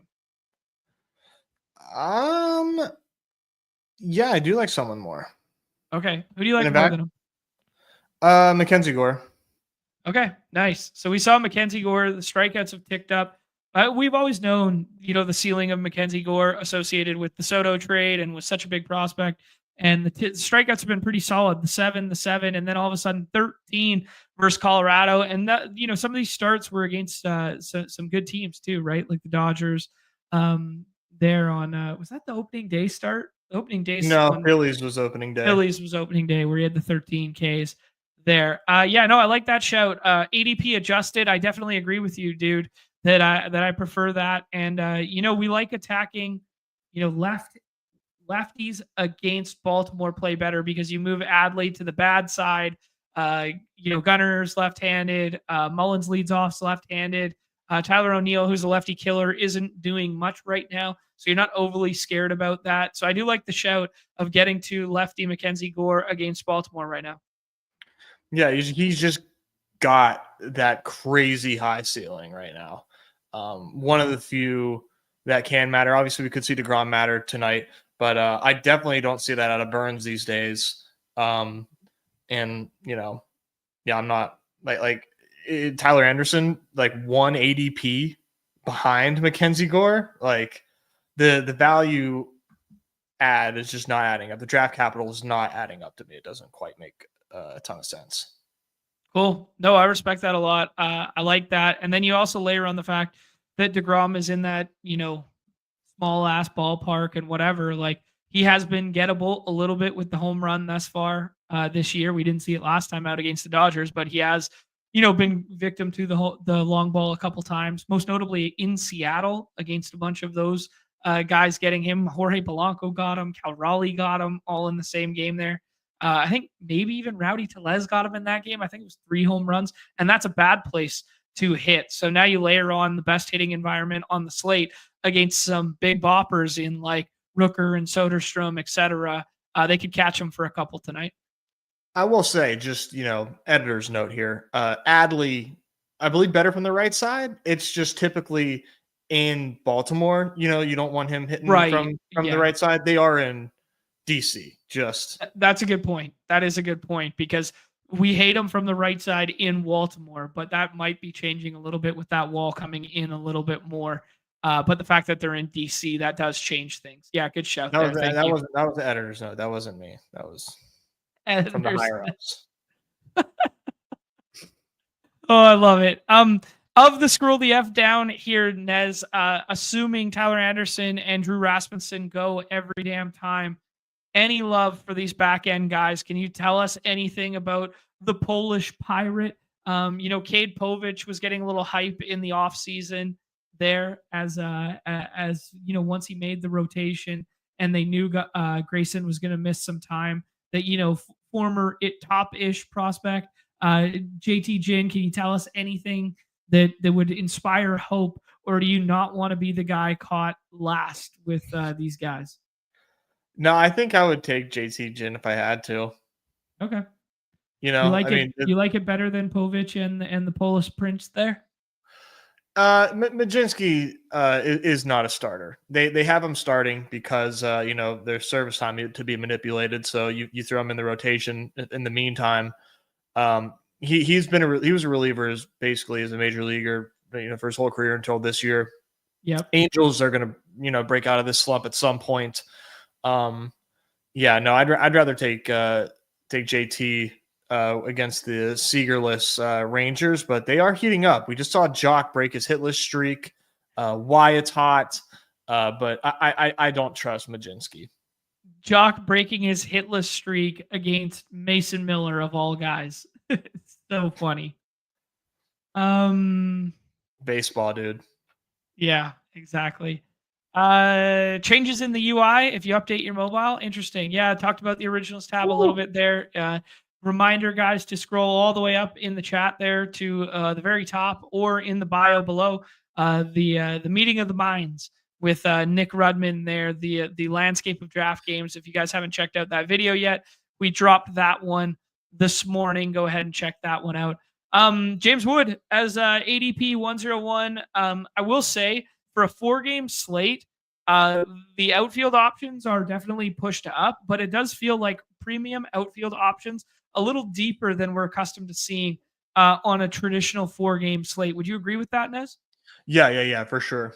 Yeah. Strength of the slate usually skews infield the shorter the slate, just, by raw numbers. But for whatever reason, just the strength of premium bats today look like the outfield position. Yeah, they do. Especially given like most of the splits that we're seeing, it just kind of lines up that way. Yeah, cool. Obviously, only 8 teams to choose from here. let's maybe do our favorite stack on the slate, or who's your favorite stack to get to today? So I really like getting to the Angels today. I was gonna Outside agree of with you. Trout, like they're all really cheap, and it's strictly because they've been playing like shit, and it's been a long time, right? Like they had a really bad Rangers series. They just got destroyed by Andrew Heaney, just picked apart. This is a good lineup. They're gonna break out of this slump soon, and I mean, what better what better game to break out of that slump than against the Polish Prince, Carmen Majewski. So I Yeah. like the Angels a lot today, given their ADPs. Yeah, I like that, dude. I tend to agree with you. They're just we talked about it yesterday how like they were facing a lefty and they were so right-handed dominant, and we're like, traditionally speaking, on paper that should be a good thing. But this team is low key a little bit like the Mariners, where they're like reverse splitsy on the whole, where like these guys were actually early in the season mashing right-handed pitching. Yeah, I mean they just strike out the second most in baseball too, Yeah. and Yeah. that's kind of like the push pull with the left on right stuff is like if you got a lefty that has like some good deceptive stuff, especially with a good changeup, like you are going to get a ton of swing and miss and a ton of strikeouts on top of like the increased home run rate. But yeah, we saw the what can happen yesterday, which is what I was expecting. So yeah, it is very interesting the way that shit works sometimes. Yeah, I love the shout on the Angels just in general, but the fact that they're also like somewhat contrarian with their scroll down ADPs, it is noteworthy that on a slate this short, no one is truly contrarian. You know what I mean? Like outside of getting, some extreme outlier performances from Carson Kelly or whatever, like those kind of slates. Those are the ones that'll be contrarian. I just did want to reiterate on the CJ Abrams again that he is in the lineup. He was going undrafted all morning. This 34.9 ADP. James Wood is the 101 today. CJ Abrams is not that far off of James Wood that has an ADP like this. He's actually going to get 0.3 more ABs than James Woods today. So I just put that on everyone's radar that is probably the most important man in the world right now in terms of ADPs. Yeah, that's crazy. Like I didn't know that he was active until you said it before we started this segment. Mm-hmm. That's a really big deal.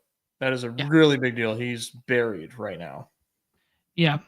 Very much so there. Reminder that left-handed power plays worse in Arizona than right-handed power, but they are facing a righty tonight, that being for the Rays. There, not to say that you can't play lefties in that ballpark, but just that, left-handed power plays up. Other note that I had was that Pavin Smith has now converted from an outfielder to an infielder. So when you're building out Arizona stacks and you're thinking about tacking him on there, just be mindful of the position change. I think that's kind of all my macro notes that I had, Des. Yeah. I mean, it's a short slate. Definitely not loving my Pirates tonight. No, I don't love the Tyler Anderson ADP, but Pirates against lefties is definitely their weakness. Reynolds is worse from the right side. Cruz obviously worse against lefties.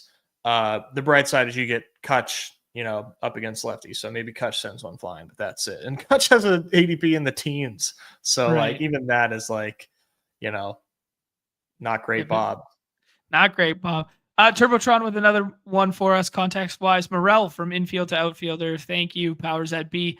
That was necessary because he's been playing left field a shit ton there since the Brandon Lau injury, not Brandon, Josh Lowe injury there. So there you go. Okay, cool. Let's do a draft here. Then we'll close it out with one puck draft and call it a show there. Been a loaded couple days for us, man, between multiple shows and lots of information, and we gotta get prepped up for you for a big night of sports and get some drafts in here because I want to have some playoff entries in, I want to have some baseball entries in, and I want to be ready for this draft, dude. I want to be ready for this draft. Yeah, man, I've got a busy day. I mean, every day is busy for me anymore, but Mhm. going to take the dog to the vet. He's all good. Then we're doing a little dinner night out. Mom, dad, and the kid, and then I got to come back, get more drinks in me before I do my Steelers segment and pretend like I know a little ball. I threatened to sign off immediately if they take a non-skill position, so that might what am I gonna do? What do I have to offer? What do I have to offer in that secret? Yeah, there you go. Yeah, I may or may not pop on as well for just evergreen reminder to everyone that Shipcast tonight, the ship chasing guys, going to be live through the draft. You're going to potentially have some Hall of Fame moments come out of one of the best shows of the year there, such as Kadarius Toney. Like legendary stuff happens on draft night over on the Ship Chasing channel there. And then, Hayden and Josh are going to be going live right after to the very last pick. Then they're going to fire up live and go full breakdown. Nez, I assume you want me to take Michael Nelson Trout here if you like the Angels. Yeah, Let's do it. yeah, he definitely feels like the pick. The pick. Love it. All right. Polish Prince, try and sneak one by my guy. Nez, have you seen the Brees Hall rumors right now floating around? He fired out a tweet with the fingers crossed emoji. They're talking about some potential trades involving Brees Hall. I don't know if that would be just a little smoke for people to talk about leading up to the draft here, but yeah, I mean, I wouldn't hate it's that. pretty interesting, right? I mean, like, what do you think? I think the answer on the surface is like an obvious like no, but does like a loaded running back draft class make Brees Hall like more of a trade candidate? Like does that make him more likely to move? Probably not, right? But Ooh. like, I don't know. Yeah, I don't know. Maybe Yeah, I for don't the know. Jets standpoint, they're more willing to do that. But man, free Braylon Allen. That's all I know. Yeah, there you go. All the pitchers are running off early here. We're doing a classic goalie style slate here. I would throw CJ Abrams in the mix here, but I'm good with Gunner. I'm good with anyone here in this range, really. Lawrence Butler. Lawrence Butler, bang. Nice. You like that lefty leadoff tonight, or that lefty leadoff tonight? This is why I wanted to do the Abrams one. I knew Steve was going to do that. I really want to do the Abrams. That's our one-off A, and we're going straight Angels. I know you don't like it, but we got it. Let's go Angels. Okay. Are we going to do contrarian Angels, or which Angels are we going to select?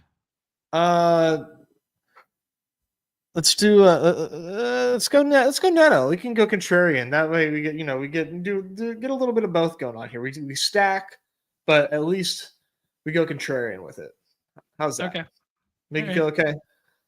Makes me feel medium.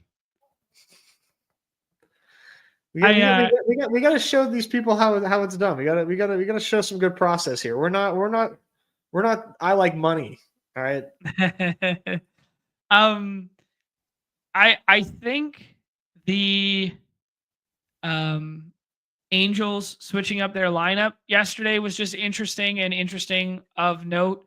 Luis Rengifo, even versus a lefty, he was a guy that had been, traditionally is a lefty killer. He got moved down in the lineup yesterday. Taylor Ward, who's been leading off forever, he was not yesterday. Got moved down to 4th in the order. They flipped Jorge Soler to the top of the order there. Adele moved up to like 7th or something. So I just wanted to note that Ohapi wasn't in the lineup. So anticipate him being back tonight. Travis d'Arnaud, lefty killer, was in there. D'Arnaud's been awful to start the year, though. So, yeah. His bat speed looks really bad. Oh, okay. Interesting. Hadn't gotten that deep in the weeds just yet. Ohapi gets taken from us, and Jorge Soler gets taken from us, which is fine. I'm happy to do like Joe Adele and Rengifo or something like that. But I do think we should probably take Rasmussen first. Yeah, let's go Raz. Just because I don't want to be the last guy without SP, because I do think there is a pretty big cliff especially when we're stacking A's and we don't get the Polish Prince in there. Yeah. We could go like full contrarian and take like Cade Povich. There's a little more leverage on a slate like this where pitcher not separating because there's only 4 games, and then Cade Povich scores like 1 more point than Drew Rasmussen or something. Like that could matter kind of deal. Like these are the kind of slates where that happens. Yeah, let's go Soderstrom, I think. Sure. Yeah, go with lefty power. Yeah, the one thing I will say too, and I don't think Povich is good, is like lefties match up so well against the Nationals. The Nationals are just strictly built to face right-handed pitching and basically wave white flags against left-handed pitching. So there is that. Cool. With Povich being a lefty, obviously. Yep. No, I got you. That is another thing about the top end of that lineup. There is like even their lefties are worse against, or even their switch hitters are worse as righties. So they're worse against lefties. Josh Bell's terrible as a right-hander. Yeah, he homered in Coors right-handed, but anyone can homer in Coors right-handed. Yeah.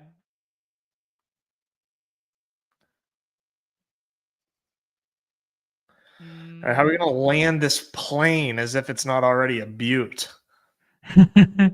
Interesting to note, lefty killer Alex Call, who's not getting drafted, is hitting second today. I do love me some Alex Call, the TJ McConnell of my Nats.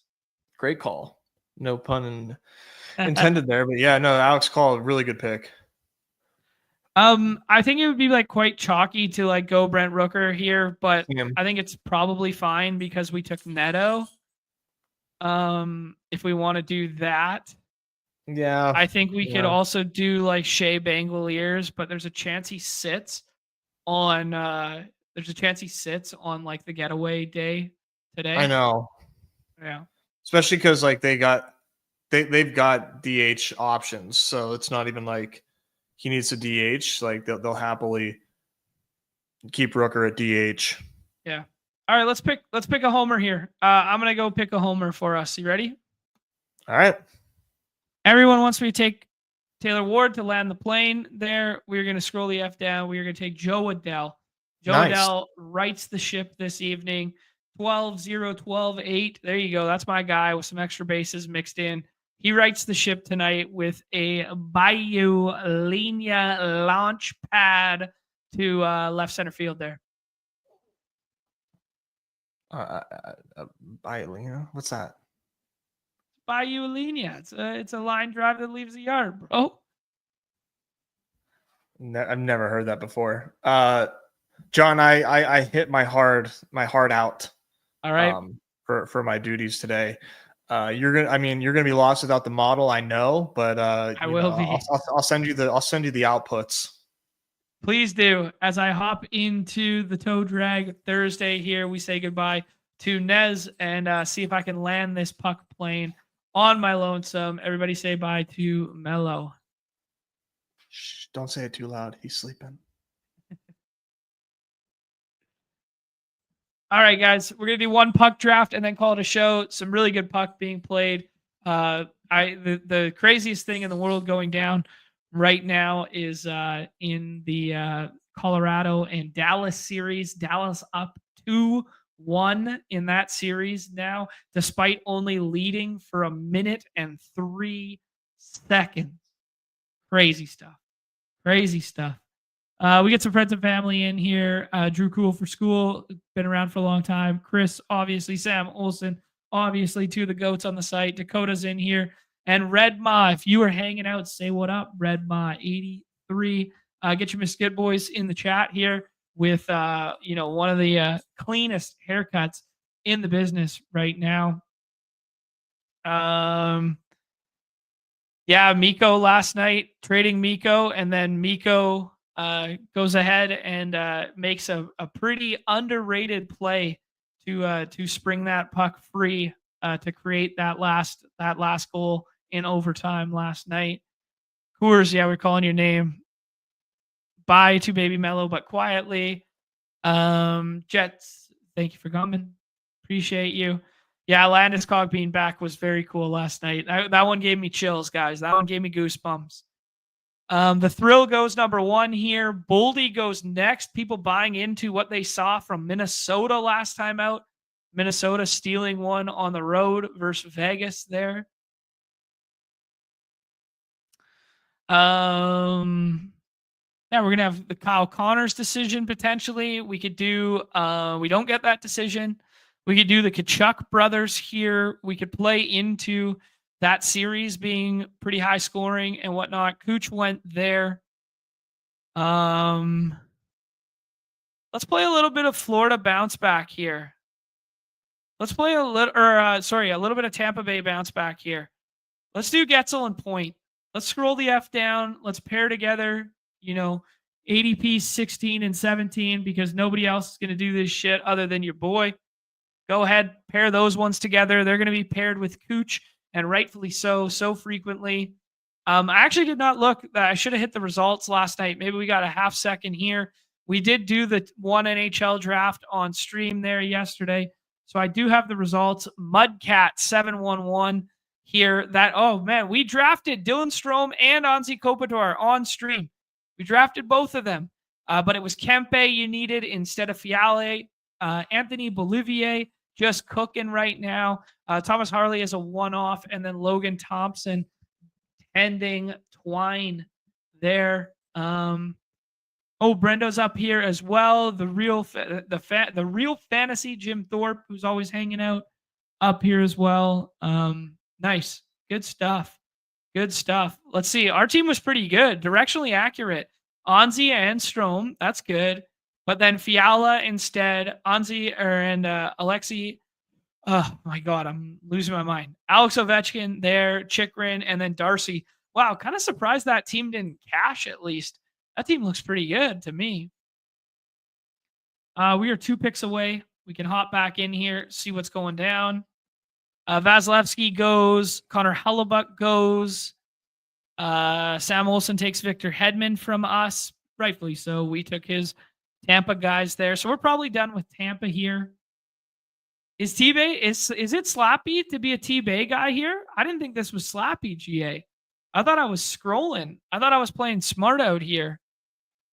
Eichel goes there, which is unfortunate. My back stack was planning on being the Golden Knights.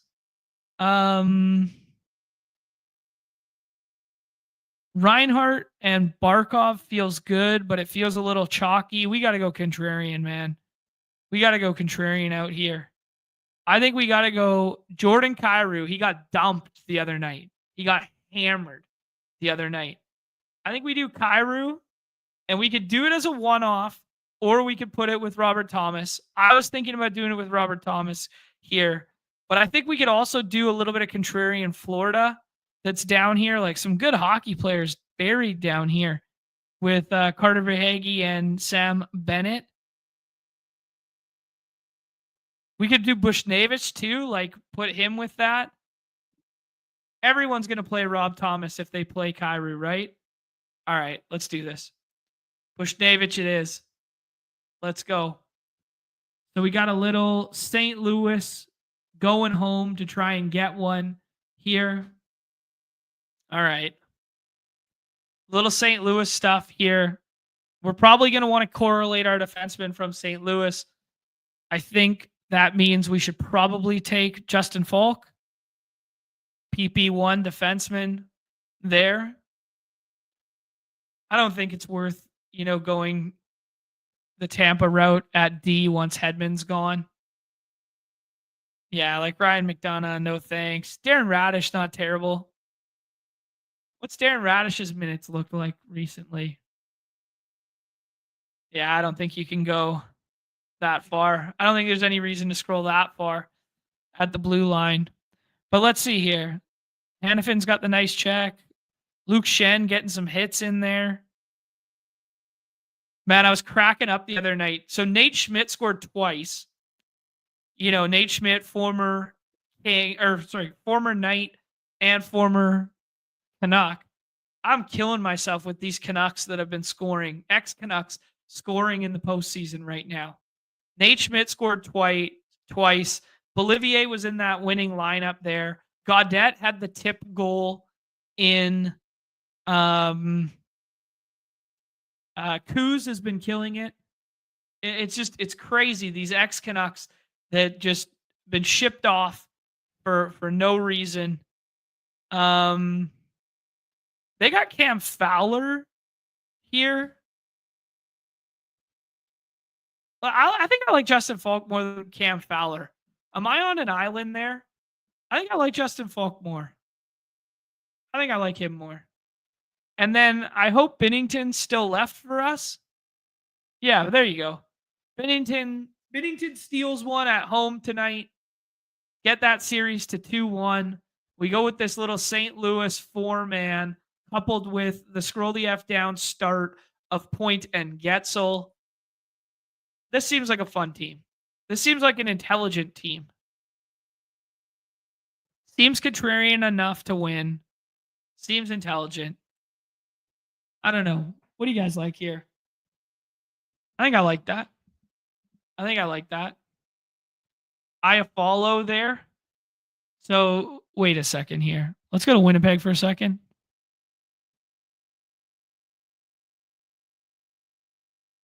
Oh, okay. So Velarde's still not back. When we were doing the Iafallo pick's interesting because there's definitely some push-pull with him and Gabe Velarde if he was going to be back in the lineup or not. So he did travel with the team, but he's not going to participate tonight. He was participating in morning skate non-contact. Okay. Keep that on your radar, guys, for the puck stuff going forward. If Velarde comes back into the mix there. It looks like Chris did like a full Winnipeg onslaught thing, so it's him or I tonight. Sam Olsen telling me he doesn't think Bush and Kyrou will share the ice much tonight. Oh, there you go. I'm out of touch in the puck streets. I thought they would probably be playing together. Let's take a look at Daily Faceoff. Good resource here. It looks like that line 1 has changed since I last looked. And it looks like Robert Thomas with Bush would have been a better pick than me. I probably should have done Neighbors or Shen there. What about that PP1 there? What does PP1 look like? It looks like Cam Fowler is PP1 when I opted for Justin Folk, but Kyrou with Folk there on the second one. So if you want some overlap, it looks like the Blues are going just line 2 is the PP unit and line 1 is the PP1 lineup there. So pairing Bush was a bad idea. With Kyrou, I should have paired Shen or Neighbors. So there's some good alpha from the GOAT there, and something we obviously didn't research before just hopping in a draft. But we did select the right defenseman at least. So there is that. All right, guys, let's tie a bow on it right there. If you guys are not members, please consider becoming members. There's going to be some members-only streams in the future. I'm going to be away next week, unfortunately, but Nez is going to hold it down for the first week of BBM. I don't know what his schedule is going to be like. I'm sure he'll share it with all of you guys there, but there's going to be tons of playoff contests plus the start of BBM. So I'd expect a full allotment from him, but maybe a couple more member streams only than usual. So if you're not a member, consider becoming a member. Less than $1 or less than a cup of coffee a month. That is in the description below. If you guys did not check out the State of the Games with Nick Rudman, I thought it was very well done. I thought it was very candid. I thought it was very informative. And I'm not just saying that as a company adjacent man. I thought it was very cool that that dynamic even exists. The fact that he would reach out to us, the fact that we can even have a member on the company on our show to discuss future changes, not even changes which have taken place previously. I thought that's a very cool dynamic that basically we only get here. And this, it was nice to hear that the community means so much to them. So if you guys are on X right now, drop a comment of changes you want to see in there. If you are on YouTube right now, drop a comment below here or the video that is linked in the description below or linked at the top of the chat right now. If you scroll all the way the F up, which is, not what we do around here, but in certain circumstances, you got to scroll up, hit that one there and jump on over, watch that one. We'll do a little bit more of a debriefing of it in about a week's time here, but I want you guys to all hear it from him first, and then we will go from there. So go check that one out and leave some comments. What do you want to see? They're going to have the resources now going forward to make some changes. So let your voice be heard, whether it be in the Discord, on X, or in the comments of that video or the comments of this video. They're always watching, always lurking. Love to see it. All right. Best of luck in the puck streets, in the hoop streets, in the MLB streets tonight. I may or may not see you on Ship Chasing this evening, but at the very least, Nez will see you on Ship Chasing this evening for the draft there. I don't know. Maybe I'll send you guys a little GM picture for watching Messi this evening for the first time ever. Yeah, that's all I got for you guys. Please hit this video with a like, subscribe, retweet it, reshare it, whatever. We're trying to expand. We are trying to expand. All right. Appreciate you guys so much. If you hung on this long, everybody's favorite time of the show, the end. Peace.